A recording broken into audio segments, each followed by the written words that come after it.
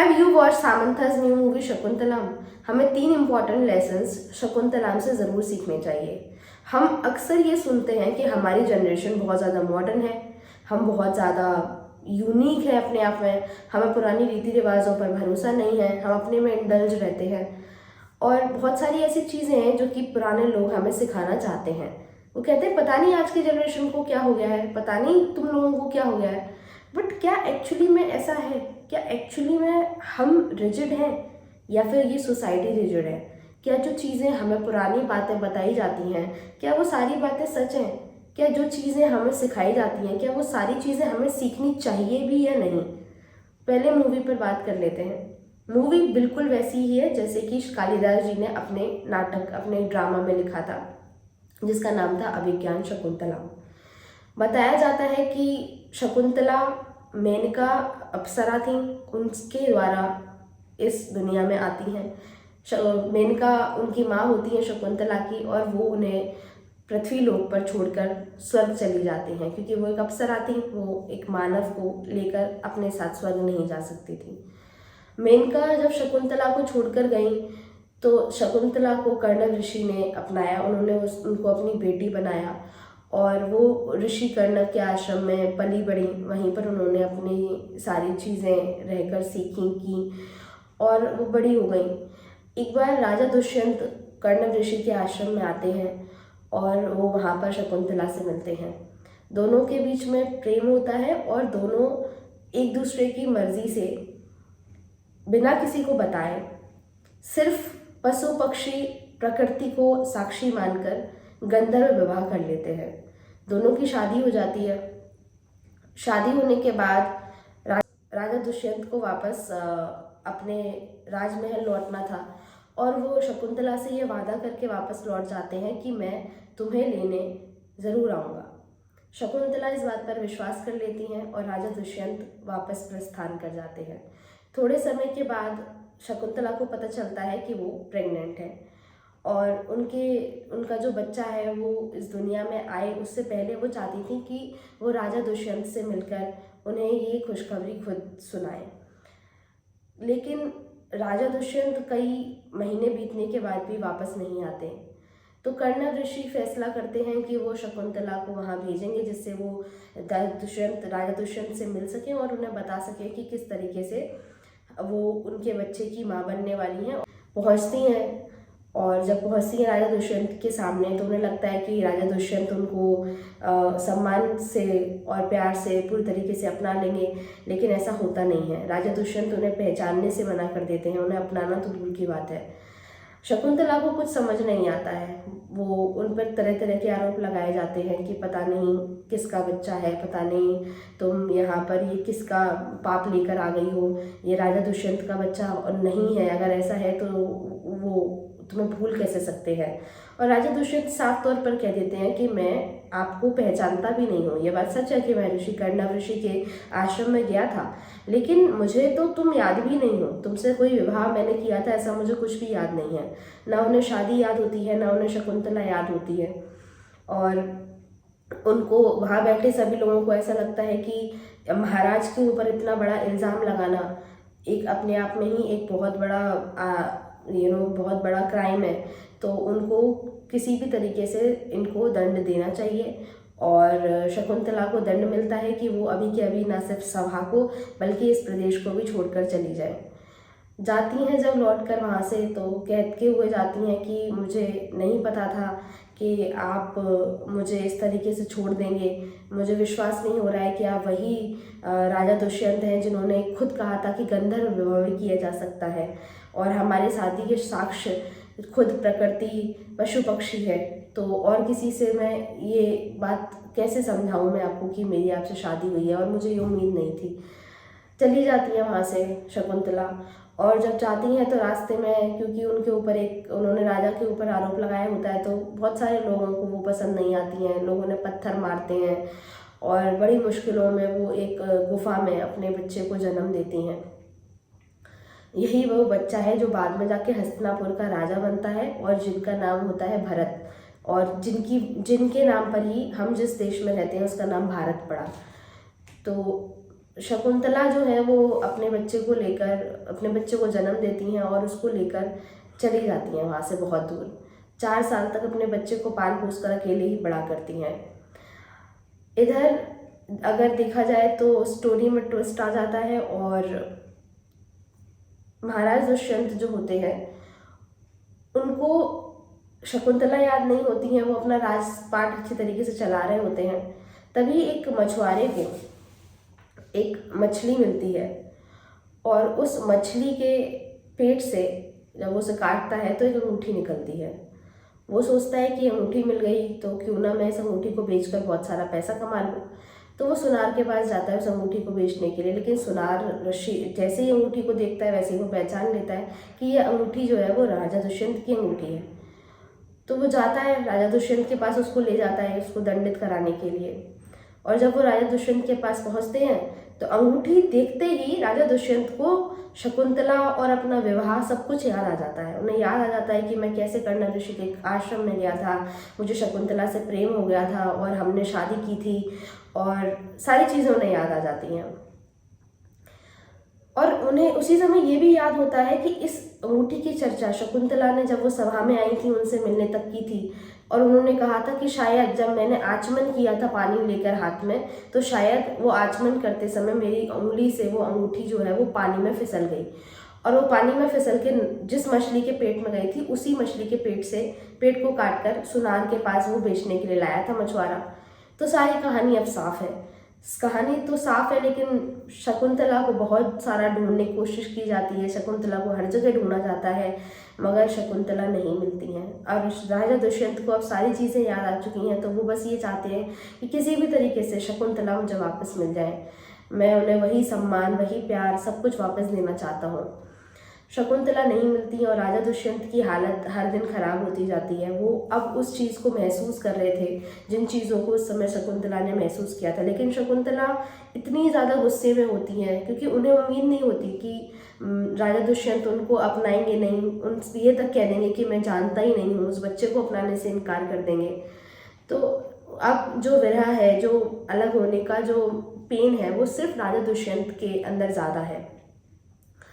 और युद्ध हुआ महाराज दुष्यंत और कालनेमी के वंशजों के बीच, जिस युद्ध में कालनेमी के सारे वंशज मारे गए, और फिर वहाँ से बोला जाता है कि इस जगह से राक्षसों का अंत हुआ।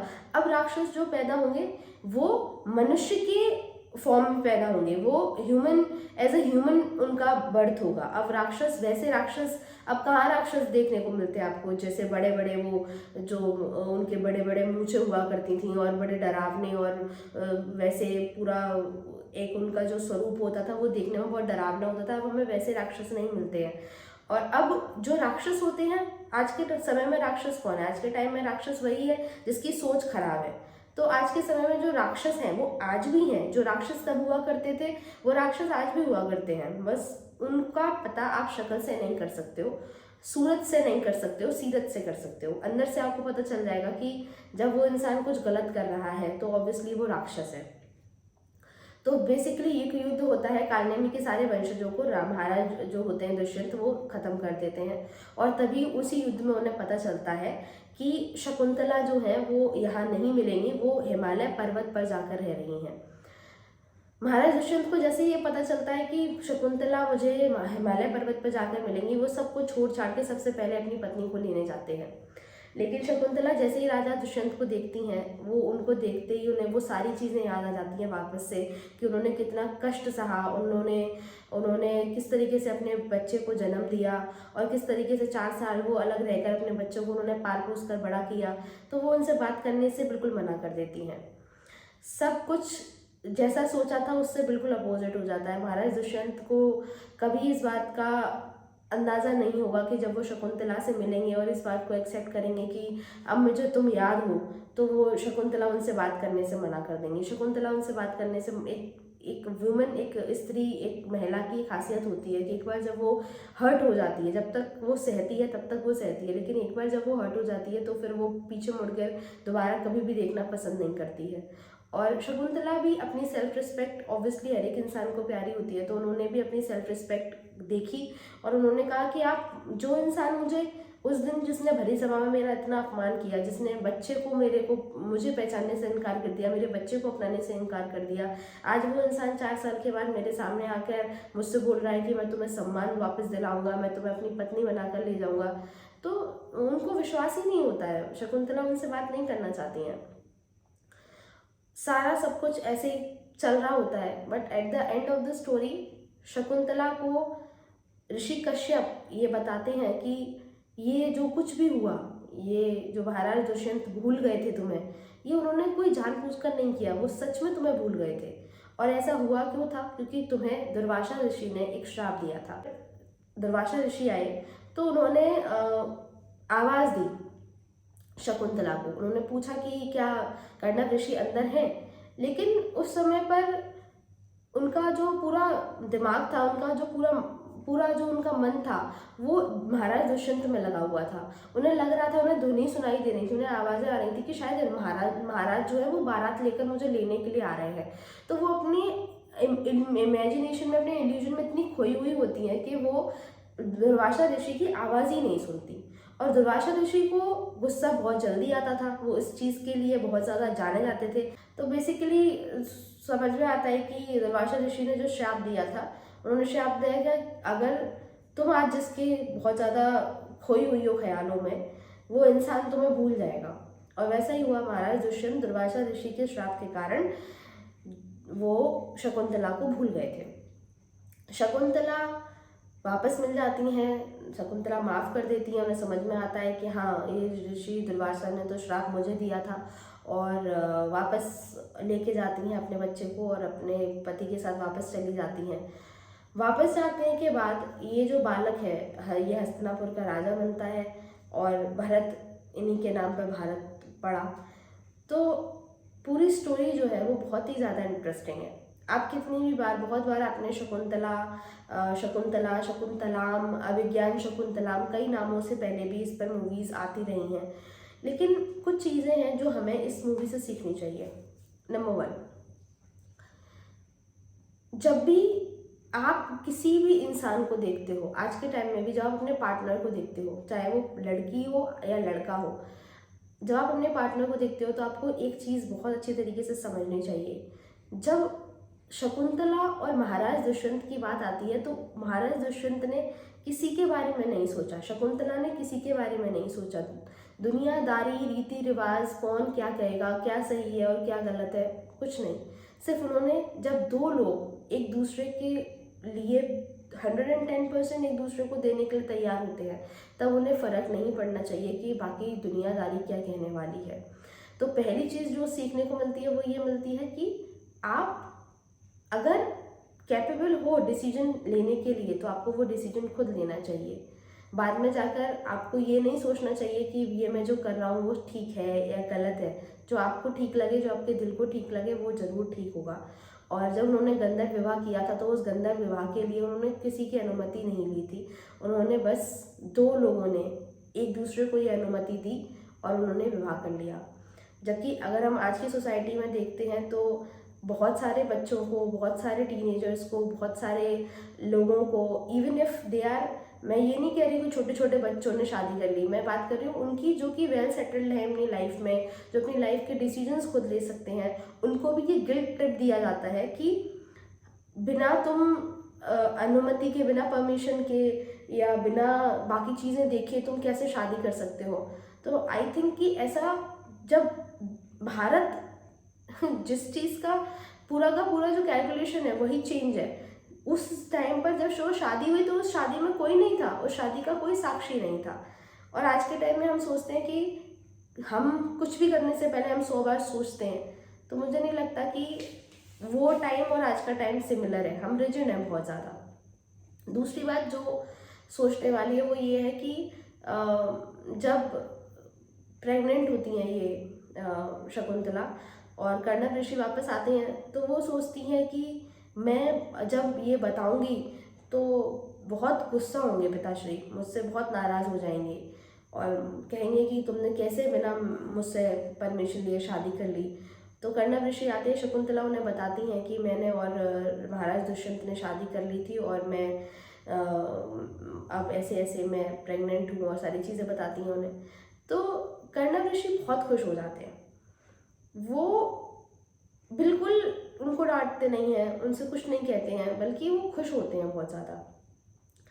तो जब वो खुश होते हैं तो वो खुश इसलिए होते हैं क्योंकि ऐसा नहीं था कि वो महाराज के साथ उन्होंने शादी कर ली इसलिए वो खुश होते हैं, नहीं, वो इसलिए खुश होते हैं क्योंकि वो एक्सेप्ट करते हैं, वो इस बात को एक्सेप्ट करते हैं कि हाँ, मेरे बच्चे की खुशी में ही मेरी खुशी है, और जो कुछ भी है, वो जो कुछ भी हो रहा है, वो सब कुछ ना मेरे हाथ में है, ना वो शकुंतला के हाथ में है, ना वो दुष्यंत के हाथ में, वो किसी के हाथ में नहीं है।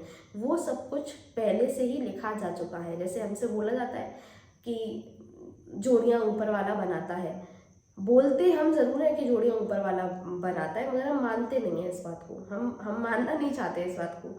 जब जोड़ियाँ ऊपर वाला बनाता है तो फिर हम इतने अपसेट क्यों हो जाते हैं? आपने सुना होगा, अगर दो लोग अपनी मर्जी से शादी कर लें, या कोई इंटर कास्ट मैरिज कर ले, या कोई इंटर रिलीजन मैरिज कर ले, जब आप इस बात को जानते हो कि ऊपर वाला जोड़ियाँ बनाता है, तो फिर ये चीज़ आपको इतना ज़्यादा परेशान क्यों करती है? द सोसाइटी नहीं करनी चाहिए, जो होना होता है वही होता है ना। और तीसरी चीज़ जो मुझे अच्छी लगी इस मूवी से, जो सीखने को मिली मुझे, वो थी कि जो कुछ भी होना हुआ, जो कुछ भी सारी पूरी स्टोरी में देखा हमने कि शकुंतला ने अपने जीवन में बहुत सारे दुख देखे, और जब आज के टाइम में हम अपनी लाइफ में कोई भी, हमारे लाइफ में जब अप्स एंड डाउन्स चल रहे होते हैं तो हम बहुत ज़्यादा ट्रिगर्ड हो जाते हैं, हम बहुत ज़्यादा परेशान हो जाते हैं। बट लाइफ ऐसी ही है, आप एज अ ह्यूमन, आप एक मनुष्य के रूप में पैदा हुए हो, इस दुनिया में आए हो, तो that it is for sure कि आपको कुछ ना कुछ, हमेशा कोई ना कोई चीज़ आपको परेशान करेगी। भले ही आपके पास कितना भी पैसा हो, उनकी शादी भी महाराज से हुई थी, उनकी शादी, वो बहुत खुश थी अपनी शादी जब हुई थी तब, उनके पिता ने उनकी शादी को एक्सेप्ट किया था, बहुत सब लोग खुश थे, और इतना प्यार करने वाला पति था, एक बच्चा था उनके पास। लेकिन फिर भी शकुंतला ने अपना, जो अपनी लाइफ के सबसे इम्पॉर्टेंट ईयर्स होते हैं, जैसे कि जब कोई लड़की प्रेग्नेंट होती है तो ऑब्वियसली वो उसकी लाइफ का सबसे इम्पॉर्टेंट पीरियड होता है, उससे ज़्यादा खुशी वाली चीज़ और कुछ नहीं हो सकती। जब वो अपने बच्चे को जन्म देती है तो वो सोचती है कि उसका पार्टनर उसके पास होगा, बट शकुंतला ने ये कोई भी चीज़ें नहीं देखी। उन्होंने अपनी लाइफ के सबसे इम्पॉर्टेंट इवेंट्स में सबसे ज़्यादा दुख देखा, बट अंत भला तो सब भला, और जब एंड होता है तो उसमें पता चलता है कि सब कुछ ठीक हो गया। तो आई होप आपको भी, आपकी लाइफ में भी सब कुछ बहुत जल्दी ठीक हो, सब कुछ अच्छा हो। फिर मिलते हैं, तब तक बाय बाय अगली स्टोरी में।